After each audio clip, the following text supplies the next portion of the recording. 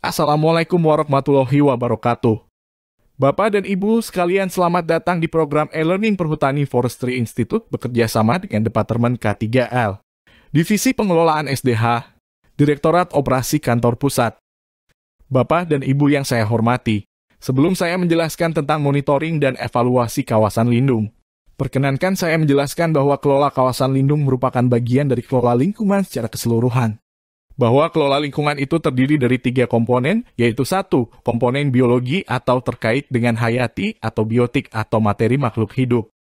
Yang kedua adalah komponen fisik, yaitu terkait benda mati atau non-hayati atau abiotik. Yang ketiga adalah komponen kimia, yaitu terkait dengan bahan kimia dalam tanah, air dan obat-obatan atau B3. Setelah saya sebutkan 3 komponen tadi, perlu saya jelaskan satu persatu terhadap masing-masing kegiatan dalam komponen tersebut. Dalam komponen biologi kita mulai dengan melakukan kegiatan identifikasi biodiversity atau keanekaragaman hayati baik itu flora maupun fauna. Kegiatan yang kedua adalah melakukan identifikasi ada atau tidaknya hutan lindung dan hutan alam sekunder di kawasan KPH atau BKPH itu. Kemudian kegiatan yang ketiga adalah melakukan identifikasi kawasan perlindungan setempat, baik itu berupa sepadan sungai, pantai, waduk, jurang dan atau mata air. Kemudian dalam komponen fisik dalam kelola lingkungan, kita melakukan pengukuran melalui SPL atau Stasiun Pemantauan Lingkungan Curah Hujan, biasanya dengan alat ombrometer. Yang kedua, kita melakukan pengukuran erosi dengan SPL erosi, biasanya dapat memakai alat berupa bak erosi atau metode stick. Yang ketiga, kita melakukan pengukuran kualitas dan debit air dengan cara mengambil sampel air untuk diukurnya, atau total dissolved suspension atau total padatan terlarut. Kemudian diukur TSS, total suspended solid, atau total padatan tersuspensi dalam air.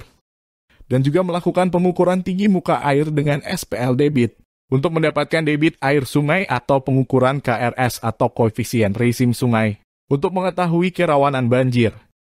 Kemudian dalam komponen kimia, yang pertama kita akan melakukan pengukuran kesuburan tanah. Biasanya kita dapat memakai jasa pihak lain untuk melakukan pengukuran ini, sehingga kita dapat mengetahui kadar hara makro maupun mikro dalam tanah suatu kawasan hutan. Yang kedua, kita akan melakukan pengukuran kimia air dalam suatu riparian atau perairan atau sungai dalam hutan. Kegiatan ini biasanya juga sekaligus melakukan identifikasi jenis-jenis ikan dalam kawasan. Yang ketiga, kita lakukan identifikasi penggunaan obat-obatan kimia atau B3 atau limbah yang biasanya dilakukan penggunaannya dalam kegiatan pertanian atau tumpang sari di dalam kawasan hutan. Bapak Ibu sekalian, lebih jauh akan saya jelaskan tahapan berikutnya dalam kelola lingkungan. Bahwa berdasarkan hasil identifikasi utamanya pada komponen biologi, yaitu hasil identifikasi biodiversity, identifikasi hutan lindung dan hutan alam sekunder, serta hasil identifikasi kawasan lindung. Kemudian dilakukan identifikasi HCVF atau High Conservation Value Forest. Kemudian diperhitungkan atau dialokasikan kawasan hutan alam atau nature forest sejumlah 5 sampai dengan 10%. Sesuai persyaratan pengelolaan hutan lestari dalam standar FSC. Bapak dan Ibu sekalian, dari uraian penjelasan kegiatan-kegiatan dalam 3 komponen kelola lingkungan ini, terhadap hasil-hasilnya merupakan apa yang kita sebut sebagai rona lingkungan. Berdasarkan penjelasan dari ChatGPT, istilah rona lingkungan dapat diartikan sebagai warna atau tampilan suatu objek atau lingkungan. Sementara lingkungan merujuk pada kondisi atau suasana di sekitar kita.